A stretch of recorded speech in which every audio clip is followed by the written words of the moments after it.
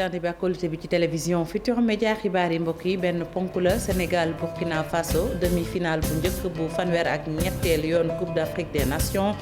CAN Cameroun 2021 léegi daañu dem foofee ci Yaoundé stade Amadou Ahidjo fa la ñuy amalee xew-xew boo bilee Mamadou Ndiaye ak Ahmed Niang di ndawi télévision Futurs Médias daañu leen fa fekk bu ñu fa jógee itam daañu dellu si ci biir réew mi wër xool gox yu fasantikooy li ko dalee Ndar géej ba jaar Thiès jàpp dëkk bu ñu naan Ziguinchor daañu fa fekk suñu ay correspondant ndax xam ngeen ne askanu Sénégal ak fu nu mën a nekk ñi ngi suivre li nga xam ne moom mooy jogante bi ba fii sax ci Ndakaaru fu ci mel ni boori Sandaga itam askan waa nga fay xaar ndamal Sénégal benn ponk boobu la ñu fas yéenee faram fàcce léegi.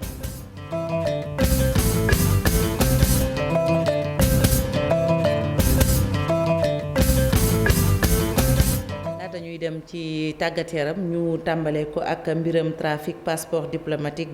député bi di Mamadou Biaye jamono ji ñuy wax nag dañu koy déglu ci mbir moomee doyen des juges mooy amal li ni mel loolu nag mi ngi am ay fan yu néew gannaaw ba nu ko yóbboo ndungu si ndax xam ngeen ne moom danoo sax daal di dindi woon mbalaanam kirlaayam ci enquête boobu ñu ubbi woon mu aju ci mbiram trafic di njuuj njaaj ci lu jëm ci passeport diplomatique di fàttali daal fan yu néew lañu ko def mandat dépôt ma nga ca kaso ba ca Rëbës dinañ ci dellusiwaat ci sunu yeneen jataayu xibaar. ñu des ba tey ci xibaar yi mbokk yi Sénégal Burkina Faso demi-finale Coupe d'Afrique des Nations ni ma ko waxee sànq ci stade bu président Amadou Ahidjo dañuy dem foofee ca diwaan ba fekki fa Mamadou Ndiaye ak itam Bakary Cissé Mamadou ginnaaw bi ma la nuyoo ma bàyyi la ak téléspectateurs yi ndax am nañu tuuti xalaat idée ci 11 probable yi ni ñu koy waxee saa su nekk. Mamadou Ndiaye. di nuyu téléspectateurs yu télévision Futurs Médias tey nag comme ni ñu ko xamee bésu match la Sénégal fas yéene joué demi-finale digganteem ak Burkina Faso mu nekk match bu am solo ñaari équipe yi nga xamante ni aussi war nañ seen taxawaay di monter en puissance depuis début compétition bi gis ngeen image bi Sénégal joxe premier tour bokkul ak bi mu dugg ci deuxième phase bi Burkina Faso tamit pareil ndaxte moom début défaite la njëkkee ak Cameroun. waaye tamit ñu seetlu nañu li des ci compétition bi yëpp dafa wane beneen xar kanam mu nekk match bi nga xamante ni tey fii ci bu 20h jotee la fii ci Yaoundé 19h foofu ca Dakar tey nag climat bi nga xamante ni moom lañ yeewoo fii ci Yaoundé dafa niis 28 degré lañ gis ci température bi mu nekk loo xamante ne xam naa dina gën a arrangé joueurs yi fii ak guddi ndaxte d'habitude sax guddi gi fooy day xaw a gën a sedd loolu tamit am na solo ñu fésal ko ndaxte bu ñu seetloo ci bu ñuy doog a dem fële ca Bafoussam joueurs yi am na ci ñenn ñi nga xamante ne ñi ngi doon wax mbirum température yi parfois tàngaay bi nga xamante ni heure yi ñu njëkk yi ñu daan joué bokkul ak léegi 20h bi peut-être loolu dina nekk ci côté bu positif bi maa ngi fi ak Bakary Cissé di suñu confrère nekk ci journal Record mais surtout heure bi ñëpp dañuy njortu ni classement probable bi la ñuy xalaat bien sûr moo tax ñu woo Bakary fii mu ñëw junjuñu rek ñan la ñu jàpp ni ñoo fas yéene démarrer match bi gannaaw loolu Bakary maa ngi lay nuyu. maa ngi lay fay Mamadou. voilà bu ñu ñëwee ci match bi tey balaa ñoo def analyse bi ñu wax ni ñan la ñu njort ni ñoo war a mën a démarrer match bi tey. waaw xam nga matchu tey bi nag dina am dañ koy football ci contexte bu xaw a particulier parce que équipe bi dernier match bu mu football mooy dimanche passé entre dimanche ak tey ñaari fan rek lañ mën a am teel a ñetteelu fan bi. donc Aliou Cissé lu muy def mooy mettre l'accent sur la récupération te tamit am na déjà ay acquis par rapport au dernier match donc acquis yooyu du ko mën a bouleverser bu baax a baax moo tax nag ñi jàpp ni équipe bu jeexal matchu contre Guinée équatoriale moo war a mën a démarrer c'est-à-dire def kii di. Cheikhou Kouyaté ci biir. waaw Cheikhou ak truc maa ngi ñëw c'est-à-dire bu ñu defee kii di Edouard Mendy dans si camp yi côté droit ñi indi Bouna Sarr charnière centrale Kalidou Diallo ak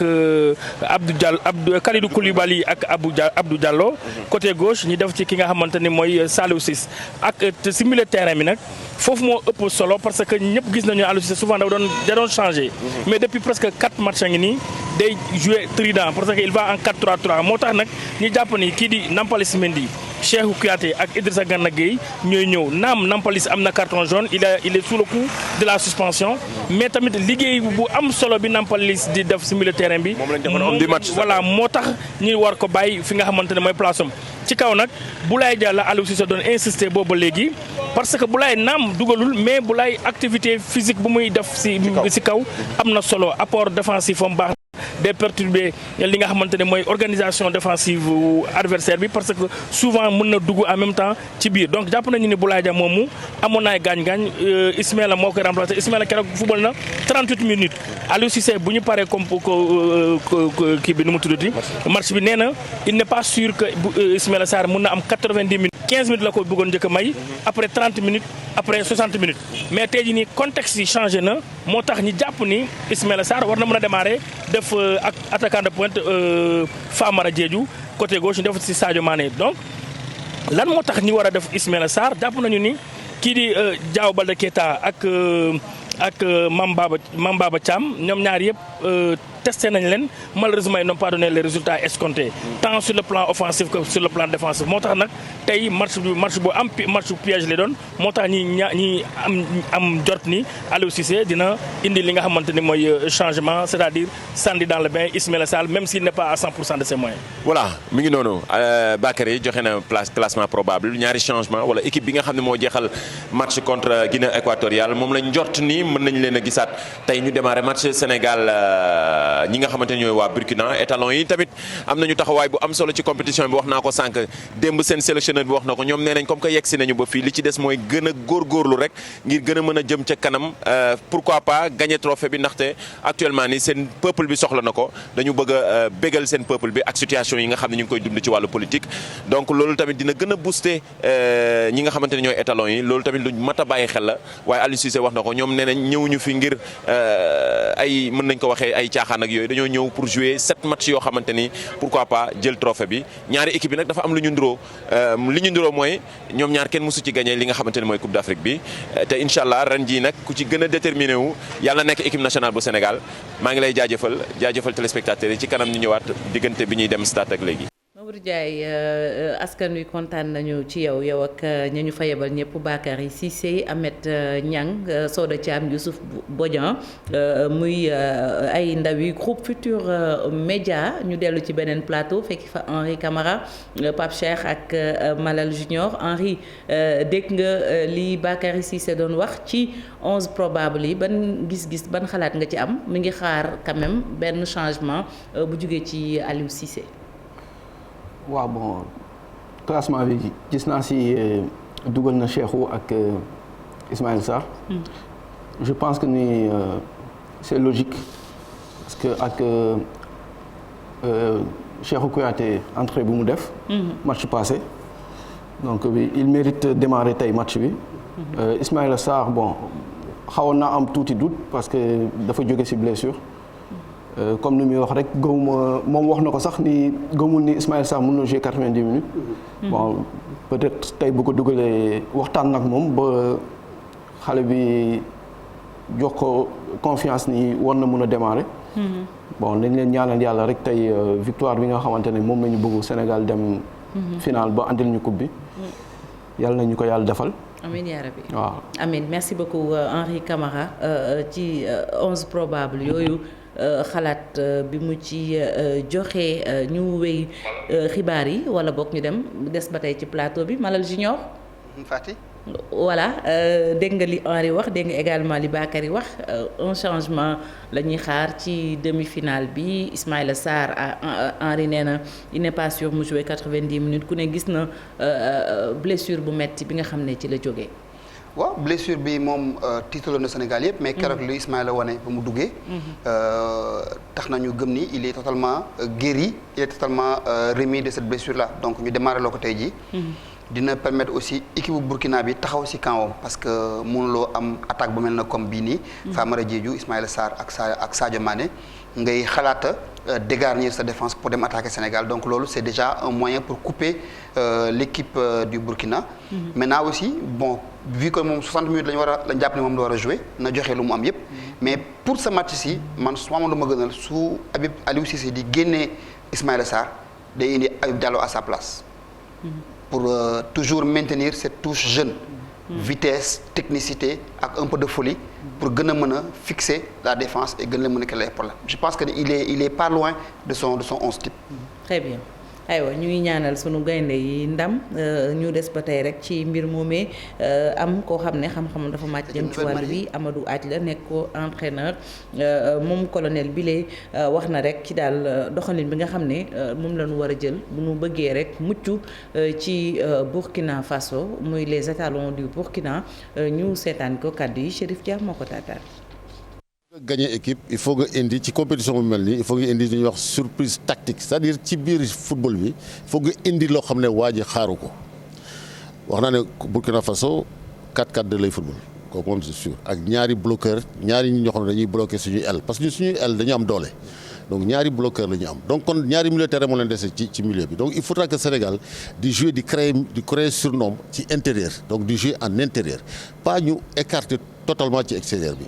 et que noonu la non ailier yi ñuy bàyyi fële ci côté yi ñuy ñëw di dugg comme ni ko Sadio Mané di def di dugg ci biir axe bi di créer surnombre donc loolu rek la ñu mën a indi problème Burkina Faso Bertrand dafa gaaw donc il faudra que ñu def très attention te Bertrand ci côté Saliou Ciss lañ koy teg c'est sûr te Saliou Ciss mooy monter bu monter foofu la ñuy relancer bal bi donc il faut faire très attention ci relance yi bu ñu fekkee perte nañu bal bi ñun nag temps fort rek la ñu football moo tax suñu temps faible lañ ciy encaissé Sénégal bu demee temps faible rek encaissé loolu rek war nañ ci def attention il faudra aussi que suñu avant-centre comprendre ne du avant-centre pivot dafay nekk avant-centre boo xam ne attaquant lay jouer rôle attaquant lay jouer c'est-à-dire que moom son démarquage c'est toujours sur le premier poteau mooy côté bi bal bi jógee côté boobu lay dem di wuti bal bi comme keroog ni mu ko defee ci biir les deux bii la biiwu kii bi Diédhiou Famara Diédhiou ak biiwu Sarr bi ñoom ñaar ñëpp Sarr dafa ñëw jouer rôle avant-centre donc rôle avant-centre suñu Sénégal ñëpp ko war a jouer comme Cheikh Kouyaté l'a fait comme Sarr l'a fait amul benn avant-centre comme au Cameroun Vincent moom mooy avant-centre wala Toko Ekambi non ñun dañuy am ñëpp dañuy war a jouer position avant-centre. aywa ñu des ba tey ci jongante boobu fii ci Ndakaaru ñu ngi koy waajal bu baax fële ca boori Sandaga gis nañu supporters yi daanaka ñu ëpp ca ñoom ña nga sol seeni maillot wala sax ñu gàddu seeni drapeau lu ci mën a am rek dañoo taxaw dëgëral sunu gaynde yi les Cheikh Diop la ñuy fekki ca Sandaga Cheikh ginnaaw bi ma la nuyoo ana lan mën a am foofu ci xibaar. voilà Fati comme ni nga ko gisee ñi ngi fi nga xam ne nag moom moo di ci rond-point Sandaga ku ni mel xam nga ne wàllu dem ak dikk jax na fi lool waaye teewul ñi nga xam ne ñoom ñoo di doomu réew yu Sénégal yi ñu ngi toog di xaar li nga xam ne nag moom moo di match wi nga xam ne nar nañ ko amal bu 19h jotee mu mel ni ñoom door nañ li nga xam ne moom moo di seen wàllu supporter ak yeneen yu ni xeetoo dañuy dem daje ak ñenn ci sénégalais yi ñu wax ñu ana nan la ñuy waajalee li nga xam ne moom moo di match wu Sénégal bi aywa ñu dem fekki leen. am na ku ñuy dajal mu sol maillot Sénégal daanaka équipement bi yëpp la daal di teg sëñ bi maa ngi lay nuyu. waaw sëñ bi ñu ngi lay siyaar bu baax. noo def. maa ngi sant bu baax ba yaa ngi si jàmm bu baax. ñu gis ne jaaju go ba dëgër di xaar match yi. waaw kontaan ci Lions yi rek kontaan ci Lions yi rek waaw fas yéene leen ñaanal ndam rek waaw ñu dem final jël ndam li ñu ñëw Sénégal ñu teertu bu rafet waaw ñun moom xam nga Sénégal la nam Sénégal rek la nam. yaa ngi ville mu mel après ngay teel a ñibbi ngir waajal match bi. waaw damay teel a ñibbi 18h30 19h moins rek ñu wàcc waaw dem toog fas yéene seetaan Lions yi ñaanal leen ndam nag. merci beaucoup waaw dóor yu metti nag lañ bëgg nag. incha allah waaw jaajëf. merci beaucoup mu nekk kenn ci supporter yu réew mi dañuy dem ba tey gis keneen koo xamante ni mi ngi waajal li nga xam ne moom moo di match wi ñu dem xool lan la ñuy taataanee ci moom. sëñ bi noo tudd. man Dieng Déco lañ may wax. Dieng Déco. mu mel ni yaa ngi bind Dieng Sall tournel téléspectateur yi. mu mel ni yaa ngi waajal bu baax match bi. waaw bu baax a baax man footballeur laa. moo tax ma xam nga gis nga nu ma solo nii. bon di souhaiter gars yi bonne chance parce que actuellement on est à un pas de la finale donc def nañ ko 2019 ñoo ngi ñaan yàlla ñu répété ko dem finalu jël ko aussi parce que waxuñu final rek mais dañoo bëgg dem pour jël ko incha allah. bon di lancer benn appel à tous les Sénégalais ñu gën a jàpp ci équipe bi parce que c'est pas facile compétition la boo xoolee grand favori yëpp pratiquement génn nañ donc compétition c'est les résultats qui comptent voilà amul football bu rafet amul kii man l'essentiel nañuy gagner rek nañu indi ndam li incha allah. ñu indi ndam li merci beaucoup. ok merci. jaajëf moom nag gis nañ ko moom itam mu sol maillot Sénégal am sëñ bi maa ngi lay nuyu. waaw ça maa ngi lay fay. noo tudd. Moïse. Moïse. oui yaa ngi waajal match bi. waaw bu baax kay. teel nga sol sa maillot de. waaw gis nga ne pour supporter Lions yi rek. oui. da ngay teel a ñibbi sa kër ngir xaar match bi. waaw teel a ñibbi nii xaar match bi waajal ko def benn 3-0 rek triplé Sadio Mané. triplé Sadio Mané nga bëgg. waaw mooy am sa incha allah. waaw yàlla na yàlla na nga amiin waay amiin waay. jaajëf ñu di ko jaajëfal bu baax a baax Fati ma bàyyi la nga wéy li nga xam ne nag moom moo di plateau bi kaddu yu ni mel bokk na ci li nga xam ne nag ñoom la sénégalais yi di biral ci match yi nga xam ne nag ñu ngi koy xaar Sénégal daal di am ndam loolu la ñëpp di ñaan ma bàyyi la nga wéyal plateau bi ak mbokku téléspectateur yu télévision Futur Média. Cheikh Diop ñu sant ko bu baax gërëm ko des ba tey ci mbeddi Ndakaaru yi fekki Oumy Samb ci beneen diwaan moom jaaykatu mayo yi ak lépp luy aju ci gadget buy fësal pardon sunu couleuru dëkk bi la dem sunu couleuru réew pardon la dem seeti Oumy Samb mu mel ni fi mu ne nii liggéey ba dox na du samay kàddu ñoom ñoo ko wax Oumy nuyu naa la foofu nga nekk. soxna Fati maa ngi lay nuyu bu baax di nuyu mbokku téléspectateurs yi bu baax a baax tamit actuellement ñu ngi nii ci place de l'indépendance bi waaye dinañ xuus nag dem ba biir Sandaga xool jaaykat yi ndax njaay mi mu ngi jar am déet mbir yi naka la tëddee soxna Fati ayca ñu dem. maa ngi leen di siyaare bu baax waa njaay mi de waa début bi moom wax dëgg yàlla xawoon na amoon ay difficulté quoi vraiment boobu doxul woon Sénégalais amuñu woon yaakaar boobu métti woon na trop nag si ñi koy jaay quoi waaye fii mu ne moom wax dëgg yàlla ñi ngi xaw a ñeme daal ñi ngi xaw a ñeme. soxna Fati ñu ngi nii Sandaga ba tey gis nañ benn jaaykat nii dafa mel ni mu ngi soog a lal. soxna si ñu ngi sant bu baax. Alioune Badara. waaw mais vraiment ça se voit que nit ñaa ngi yeewu nit ñaa ngi am envie jënd ñu ngi commencé waaye vraiment di bouger waaw. avant bon xaw na yéex mais à l'heure là ñun ñoo ngi am espoir quoi parce que ça se voit que ni Sénégalais yaa ngi commencé kontaan te lii day jëm kanam. waaw déjà maa ngi am benn waay bi war a jënd nii sax ma bëgg koo jaay ay mayo. sëñ bi na nga def. sant yàlla bu baax soxna si Mohamed. aywa Oumy Samb ñuy di la xaar rek bu ko defee nga indaaleel ñu sunu mayo ndax yaa ngi woon ci jaaykat yi te fi mu ne nii ñëpp a bëgg a am mandargay couleur sunu réew ñu dem ci diwaanu Thiès fekki fa Cheikh Anta Diop foofee itam ñu ngi fay xaar mbir yi maanaam ca capitale du rail ndam la ñuy xaar mu jugee ci diggante gaynde yu Sénégal ak étalon yu Burkina Faso Cheikh Anta yow it nuyu naa la actualité bi foofu Thiès lan la. waaw ñu ngi fii ci Ngent fii moom mooy xàll wi jëm Zac ba gis ngeen nag askan wi ni ñuy waxtaanee mbiru match Sénégal Burkina Faso bi fas yéene am tey ji bu 19h jotee tey nag Thiès waaye daanaka wax ji benn la ñoom daal li ñuy sàkk moom mooy équipe nationale gagné. ngañaay li nag ngañaay lu rafet lay doon ndaxte nee nañ Sénégal moo ëpp expérience moo ëpp ay joueurs yu mag Burkina Faso malgré que ay xale lañ waaye nag équipe bu Sénégal bi bu ñu góorgóorloo mën ñeen cee génne tey ñi ngi sàkku ñu ci bëri nag muy Sénégalais yëpp ñu def ci ay ñaan ndaxte ñëpp nekk benn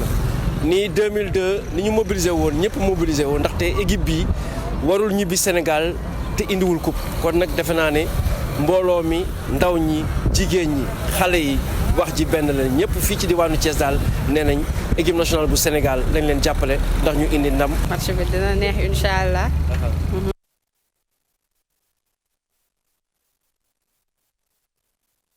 ñu jéggalu tuuti ci élément bi dafa am dog-dog waaye lu ci mën a am yéen gis ngeen xibaar bi mooy foofee ca Thiès itam doomi benn dëkk ñaari gaar ñi ngi ñaanal sunu gaynde tey itam di am yaakaar naka noonu ci diwaanu Mbour Géej itam daanaka koo gis match boobu lay waxtaanee ndam la ñuy xaar mu jugee foofu Abdourahmane Diallo moo ñu toogal ca diwaanu Mbour Géej Abdourahmane yow it ma laaj la laaj bi may laaj ñëpp ginnaaw bi ñu la nuyoo foofu ca diwaanu Mbour naka la ñuy yeewoo ak lan la ñuy xaar ci sunu gaynde yi.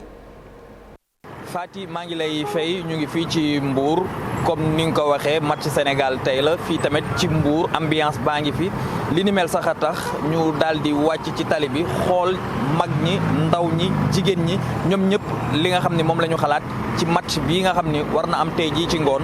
ambiance bi ci Mbour ak lu Mbour waaye xalaat ak lu ñuy xaarandi ñu jottali la ko.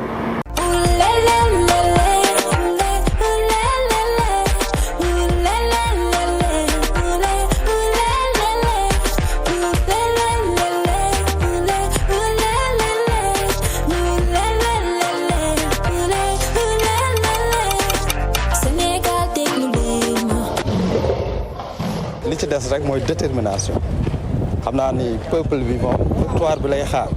mais aussi joueurs yi aussi xam naa ni victoire bi la ñuy xaar parce que man li ma gën a impressionné mooy le discours de Abdou Diallo dans les vestiaires on n'a encore rien fait. léegi nag coupe bi lañ soxla ñun soxla ñu final coupe bi rek lañ soxla coupe bi na ñëw waaw allez les Lions nag Sénégal Ndiaye Gaynde Ndiaye man sama équipe bi wóolu naa ko bu baax a baax équipe bi wóolu naa ko. Sénégal day baax rek day baax incha allah am nañ si yaakaar bu baax a baax. kontaan naa si trop ci lu ñu dem ba demi-finale maa ngi ñaanal gaynde yi daal yàlla defal leen jàmm ñu am ndam incha allah ci kàttanu yàlla. est-ce que wóolu nga sa équipe yi. wóolu naa leen bu baax. loolu foo ko teg. ci ni ñu joué bii nii passé seen technique de jeu bi ñu génnee moom bii passé buñ ko defee tey mën nañ cee génne incha allah. Fati dégg nga lu Mbour waaye xalaat ñoom ñëpp benn mot bi la mooy manko wut ndam li ni mel tamit ginnaaw kaddu yi ak li ñu xalaat ñenn ci ñoom ñu ngi toog seeni kër di ñaan ngir gaynde yi mën a gañe ñi nga xam ni ñoom ñooy waa Burkina tey ci ngoon. Abdourahmane Diallo manko wuti ndam li loolu mooy bàkk bu nga xam ne bi Coupe d'Afrique bi tàmbalee ba léegi loolu la ñuy dégg lu ëpp ci gémmiñu askanu Sénégal bu nu jógee Mbour sant la gërëm la dañuy dem ca Ndar Géej foofu itam xel dal na fa ci jongante bi naam ñoom ñëpp xam nañ ne du yomb loolu la ñenn ci doomi Ndar yi dénk Ousseynou Diop Ousseynou nuyu naa la. jërëjëf Fati ni nga ko waxee rek noonu la Ndar ku nekk xam na ni dëkk la boo xamante ni wàllu tàggat yaram dañ ko fonk moo tax demi-finale bi nga xamante ni tey jile day dox ci diggante ñii di Sénégal ak Burkina Faso mu doon loo xamante ni ñu ci bare dañ ci bàyyi xel dem na nag seeti leen fa nga xamante ni fa la ñu ne ñi nekk ci wàllu grand place yi ñoom seen i bopp nan la ñu gisee match bi nga xamante ni moo dox ci diggante Sénégal ak Burkina Faso ñu dégtal leen. nanu muuye mayo bi.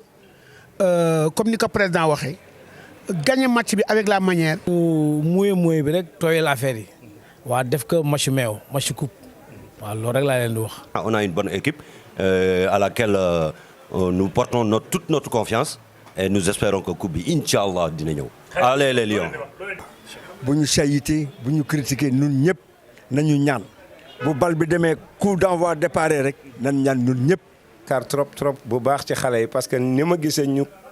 mujjee ko parce que boo xoolee commencement bi ay jooy la woon ñoo ngee gagné mais ñoo ngee jooy mais léegi soo xoolee ñoo ngee gagné gaa yaa ngee ree donc nañ ko continuer noonu rek incha allah. kon Fati dégg nga doomu Ndar yi loolee nga xamante ni wax nañ ko dem nañ itam seeti keneen koo xamante ni tey jilee xam-xam dafa màcc ci wàllu football Habib Ba lay wéy ci turam entraîneur la woon ancien entraîneur bu Jeanne d'Arc waaye tamit entraîneur 3e degré Habib ñu ngi lay nuyu. Sénégal Burkina Faso noo ko gisee. waaw ça c'est une grande question ab question boo xam ne bi tous les Sénégalais s'attendent à vraiment à une réponse venant d'un technicien. Il faut qu'on soit très sérieux par rapport à ça. man li may njëkk a wax rek mooy c'est la première fois depuis presque 3 ans ou bien 2 ans ñu am match boo xam ne bi mën nañ ci évaluer suñu équipe. fi mu toll nii li mun a tax ñu gagner c'est tout simplement il faudrait ñu am ay repères yi mooy c'est Sadio Mané c'est Ismaïla Sarr. c'est parce que Sadio Mané amul ko koy jox bal maintenant suñu jegelee suñu indee Gana Gueye derrière Sadio Mané Gana Gueye xam na li Sadio Mané bëgg. donc à chaque fois su Sadio Mané dafay un appel xam na fu mu ko war a joxe ak fu mu ko war a joxe. Gana Gueye suy jox Sadio Mané bal bi en général Sadio Mané day def appel à l'intérieur su defee appel à l'intérieur en sans couloir bi day ubbeeku Saliou Ciss mun koo jël. kon dégg nga ko Fatou ñi nga xamante ni ñooy sportif yi daan nañu yàbbi ci mbir mi doomu Ndar yi itam naka noonu ñu ci bare nag la ñu xamle mooy que ni am nañu yaakaar bu baax a baax ci li nga xamante ni mooy équipe nationale bu Sénégal. jërëjëf Ousseynou ñu dem ca diwaanu Sédhiou xam ngeen ne nag région bu Sédhiou foofu la Sadio Mané fekk baax askan wa ñoom it ña ngay ñaan ñu am ndam sunu gaynde yi la indi coupe des nations fii ci réewum Sénégal sunu correspondant Bakary Konté lay wuyoo moo ñu toogal foofu ca région bu Sédhiou Bakary nuyu naa la. waaw Fati ñu ngi fii ci Pakao capitale région bu Sédhiou bokk ci nag Bambali boo xamante ne Sadio Mané foofu la cosaanoo nekk ci région bu Sédhiou donc tey mooy match diggante Sénégal ak Burkina Faso nekk demi-finale boo xamante ne ñëpp a ngi ñaan ndax Sénégal mun a gagné dem ci finale boobule di ñaanal Sadio Mané di ñaanal encadrement bi ñaanal Aliou Cissé ndax ndam ñëw fii ci diwaanu Sénégal donc mu nekk loo xamante ne dinañ laaj Sédhiouwaay ñu joxe seen xalaat ci match boobule. rek les Lions yaakaar bi ñu am ci ñoom mooy ñu indi ñu ndam bi priorité mooy qualification de demi-finale bi tey pour gars yi assurer ñu loolu léegi lépp loo xamante ne mën nañ ko ci ñaan wala mën nañ ko pour gunge Lions du Sénégal yi ñu ngi koy def lu ñu mën mooy loolu ñaan nañ leen mais li ci des ñoom ñoo koy kii kon ñu ngi leen di ñaan ndam yàlla may leen ndam ci kaw Burkina Faso. match bu tey jii nii doon na match bi nga xamante ne donc je crois que ça sera très compliqué parce que on parle d'une demi-finale et demi-finale doon na li nga xamante ne du yomb mais on a confiance en nos Lions puisqu'ils ont montré donc seen xarañ yi depuis tout le début du championnat donc je crois que inchallah rabi on va gagner et inchallah rabi rendez-vous ça sera à la finale. en termes de coaching tamit ñoom ñaari yëpp ay coach africain lañu xamante nañu tamit mais nag lu ci gën a garaaw mooy man. Sénégal am na ay attaquant lu ñu doon xaar ci équipe burkinabé man nga mën a équipe burkinabé mën na football loolu suñu miser trop sur l'attaque c'est-à-dire bu ñu miser trop pour dugal bii seen défense bi day am tuuti faay te faay boobu noonu ku mel ni Sadio Mané Ismaïla Sarr ak Famara Diédhiou nga am ko ci attaque boo moytuwulee rek nga bëgg a attaquer trop soo boo fàttee ci ginnaaw rek ñoom mën nañu laa dugal bii man loolu moom gëm naa ko. 11 la li ci des ñoom ñoo koy gérer. Ce qu'il a, c'est ça qu'il met dans le terrain. Le reste, c'est les joueurs qui devaient faire la différence, franchement. Aliou Cissé, ñu ngi koy ñaanal ndam am ndam ci kaw Burkina Faso Sénégal am jàmm ñëpp am jàmm daal. critique yi nag je pense que léegi war na jeex parce que il a toujours prouvé que lu ñu ko doon critiquer fu ñu ko doon critiquer moom foofu lay am surplus boo xoolee critiqué nañ ko ci Bouna Sarr critiqué nañ ko ci Nampalys Mendy critiqué nañ ko en tout cas fànn yu bëri. tey jii nii ñoom ñoo def différence. man ma yaakaaroon ne schéma boo xamante ni moom loolu la am comme schéma habitude di gagner schéma boobu waru koo changer. match Sénégal Burkina match bu yomb la gars yi pour ñoom match bi day métti mais match bu yomb lay doon parce que Sénégal fu mu nekk nii équipe bu mu attaqué nga toog ci ginnaaw bu dugalee benn nga génn ñu dugal ñaareel bi match bi jeex c'est comme tous les autres matchs du Burkina moo ñuy tere dem final man loolu gisuma ko. jërëjëf Fati donc gis nga intervention yoo xamante ne askan fi def nañ ko ñenn ñi di ñaan pour équipe nationale gagné di ñaanal Aliou Cissé xol yi nekk benn ndaw yi mun a gagné match bi pour ñu mun a jouer suñu final fii ci Cameroun 2021. oh Bakary Konté nga nuyul ñu waa Bambali ak ñëpp ñu yewoo ca diwaanu Sédhiou yëpp ñu génn réew mi dem ca Burkina Faso xam ngeen ne ñoom étalons yi ñooy tase ak sunu gaynde yi waaye foofee ca Ouagadougou ay doomu Sénégal dañu fay dund doomi Burkina itam joxe nañu seen xalaat Ndiaga Fall moom artiste la réalisateur la ma ngay dund foofu ca diwaanu Ouagadougou moom nag mu taataan seeni xalaat ñu teewlu ko. salaamaaleykum man maa ngi tudd Ndiaga Fall di réalisateur fii ci Burkina Faso artiste comédien ñun ay sénégalais lañ mais ñu ngi dund fii ci Burkina Faso mais nag bu Burkina di joué ak beneen dëkk ñun Burkina la ñu faral mais nag fekkee nag Sénégal vraiment dafay joué ak Burkina nag wax dëgg yàlla dañuy delluwaat nag mbato ca ndaa la delluwaat nekk ay sénégalais mais nag du tee nag ñu def ko nag ci discipline.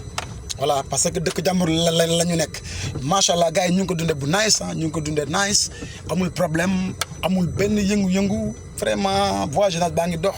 affaire kalante yeeg da leen di dumaak duñ leen dumaak 4-0 ak 2-0 mais yàlla baax na daal que le meilleur gagne. tu es pour Burkina ou bien pour Sénégal.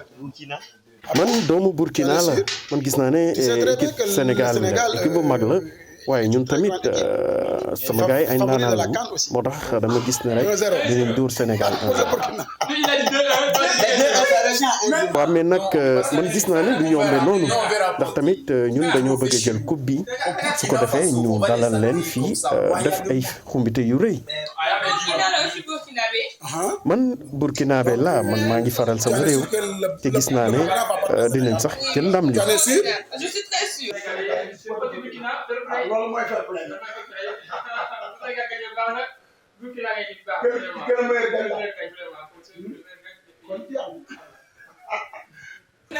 Tu dis quoi? Il n'y a pas maman aujourd'hui. Maman, tu es... Tant que le match là ne... Ça se passe pas bien là. Ça c'est fini. waaw dinañ def lépp ngir jël li nga xamante ne mooy coupe bi te ci match bi lañ koy dóoree donte Sénégal équipe bu mag la. Du Sénégal Burkina c'est fini hier minuit. Jusqu'à aujourd'hui minuit encore. Ndiaga Diarra Fall di dund foofu ca Burkina Faso fu ñu naan Ouagadougou di capitale ba di ab doomu Sénégal ñu yegsi ci ponk bu mujj bi li ci yéenekaay yi ak Mamadou Mouhamed Ndiaye. jërë ngeen jëf l'observateur ak rakkam record ñoo bokk lu ñu yeewoo bokkit nu ñu yeewoo maxub demi-finale bi Sénégal wala football ak Burkina Faso tey jii ci ngoon ci la ñu xëy ubbi l'observateur li mu bind moo di étalon yu Burkina Faso yi nañu leen étalé ñadd leen ba ñu tàlli ñareet duma leen jàll final ci kaw loolu l'observateur mi ngi dànkaafu suuru Sénégal yi ngir ñu moytu bal arrêté yi moytu carton jaune yi ndax suwar yu ci mel ne Nampalys Mendy Pape Gueye Idrissa Gana Gueye ak Saliou Ciss ku ci nekk ci ñoom jël ngëb carton jaune keroog ba ñuy football quart de finale yi ak Guinée équatoriale yéenekaay bi nañu ñoom gaynde yooyee carton jaune gàlle ci seenu ndodd nañu moytu bukki bi mattoon Cheikhou Kouyaté matt leen journal record nañu gaynde Sénégal yi pare nañu ngir tàllal étalon yu Burkina Faso yi entraîneur équipe nationale bu Sénégal di Aliou Cissé di wax ci xët mu njëkk record yéenekaay ni dañoo bëgg a finalu kàllu malu mi tàggat waa Burkina Faso di ko xamal ci wet ga ne xew-xew yi ñu bàyyi ci suñu ginnaaw mu di événement yi am ci Burkina Faso bokk na ci li ñuy dojje ngir ñu dem ba jeex gàddu ndam li journal Les Échos nee nañu loolee rek la ñuy xaar ci Aliou Cissé ak i gayndeem tey ci ngoon ndam rek noonee la ko yéenekaay bi bindee ci xëtam mu njëkk ba dolli ñu ci ne kii di Aliou Cissé mi ngi séentu max bu metti waaye lu mu jar rek dinañu ko def ngir am étoile maanaam jël coupe Hervé Kofi mooy capitaine bu Burkina Faso nee na dëgg la Sénégal am na ay attaquant yu taqe waaye ñu it am nañu ay défenseurs yu mag Sud du Quotidien nañu demi-finale coupe d'Afrique Cameroun 2021 Sénégal ak Burkina Faso tey ci timis la 19h gaynde yi ñoo ngi piste étalon yi sursoi nañu leen rek leen ca mën a génne mooy deewoo ko def ko yëfi jàmbaar dëgg suy na ay vrai guerrier ay guerrier dëgg la réew mi soxla ngir lijjanti lëj-lëj li am ci njàng mi la Sénégal nañu fi mu nekk day ñi séq njàng meek njàngale mi jaaxle nañu lool ci ëllëgu école Sénégal fédération de l'éducation formation am nañu naqar wu rëy ci grève yi élèves yi nekkee ci école publique bi ca njaareem yéenekaay bi ne nañu élèves yaa fa génnoon di tinu ñi séq njàng meek njàngale mi ngir ñu dimbali leen ba ñu mën a dem jàngi ci ni mu waree jeexal seenu programme ci jamono jooje la Sénégal nee nañu ñoom Cheikh Mbow di waa COSYDEP li ñu jàpp ne moo mën a saafara mbir yi moo di état beeg syndicat jàngalekat yi toog bokk genn basan gi péncoo coow li jëwrin gi ñu dénk wàllu njàng meek njàngale mi di Mamadou Talla ministre éducation nationale Source mi ngi ñuy xamal ay pexe ki mathématiques yu mu nekkee ngir régler lëj-lëj yi am ci école Sénégal bi njàng meek ñool yi ci am Le Quotidien moom la xëyee ci xëta mu njëkk ba di ñu xamal ne mbir yi salfaañoo la ñu def ne élèves yi ñoo ngi def pression fépp ci réew mi ngir bëgg a dellu ci l'école yi jàngi école privée yi mer bu futt ndax li ñu leen boole ci grève bi te seen yoon nekku ci jàngalekat yi ñoom fa ñu ngànk fa la ñu ngànk ba léegi di xaar nag daje bi ñu war a dajeek état bi chef de l'état di Macky Sall l'observateur nee nañu moom ma nga ca politique ba li mu bëgg moo di gàddu mbir yi doxalal ko boppam convoqué na ay ministre am tey ji ci suba ni ñu ko baaxoo ci ndajam conseil des ministres àllarba ju nekk ak ndajam conseil des ministres te it nee nañu ci ngoon gi war naa daje ak kilifa yu partem bii di APR waa Benno Bokk Yaakaar ak seen défaite bu rëy bi ñu am ci élection locale yi ca Ziguinchor bari na ci ñoom ñu ko jiiñ seen mandataire ba kii di Benoît Sambou la ñu ne lu jiin njaaga mooy njaag Wandifa Dramé di membre fondateur APR ca Casamance moo ko wax ne Benoît Sambou moo am score Benno Bokk Yaakaar bi gën a bon ci réew mi yëpp 12% kese la am Wandifa Dramé ne te loolee bettu ñu ñun ñi dëkk Casamance ndax Benoît Sambou defi na ñukk Ousmane Sonko mi neewoon ab adversaire am doon defanteeg Doudou Ka ba ca Kaolack ma ngay bëgg a xorom yëral xët mu njëkku Libération directeur général bu Sénélec di Pape Demba Bitèye newoon nit candidat Benno Bokk Yaakaar ca département bu Kaolack te ñu duma ko fa li mu bëgg mooy ñu annuler résultat ñetti bureau de vote yu nekk ca Kaolack lu tax mu ne ca Kaolack am na fab centre boo xam ne Serigne Boub dafa yóbbu woon ay xaj nit ñi ragal gu ñu ragaloon xaj yi moo tax ñemewu ñoo dem ca centre ba ngir woote. Mohamed Ndiaye ñu sant ko bu baax gërëm ko jeexale ak benn actualité foofee ca Yaoundé dañu fay fekki Mame Balla Mbow moom nag humoriste la artiste la nekk fii ci réew mi mu am ay kàddu yu mu yëkkati ñu dégtal leen ko laata ñuy delloo Pape Cheikh Lengue yi.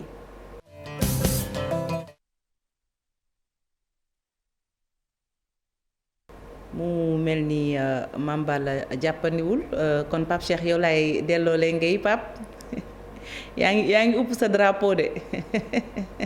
dégguma la nag kaay leen seetaan Fati pare na bon Mame Balla xam naa dinañu ko dégg ci biir Midi Plus bi sinon ñu gërëm la Fati incha allah ñu sant leen bu baax gërëm le di ñaanal sunu gaynde nag Pape Cheikh di ñaan ëllëg bu ñu fi toogaatee ci waxtu wi ñuy waxtaanee final bi ci kàttanu yàlla amin léegi problème bi mooy. amul c'est-à-dire waaw Pape. Mame Fatou Ndoye mi gérer sport. jëkkëram burkinabé la. ça risque d'être un problème Mame Fatou jëkkëram waa Burkina Faso la. léegi Mame Fatou Sénégal lay faral wala Burkina Faso ça c'est une très bonne question. dama la koy jox nga woo Mame Fatou poser ko question bi. après nga indil ma réponse bi. amul benn problème Pape Cheikh. allez bonne nuit à tout à l'heure. à tout à l'heure Fatou ñu ngi lay gërëm bu baax.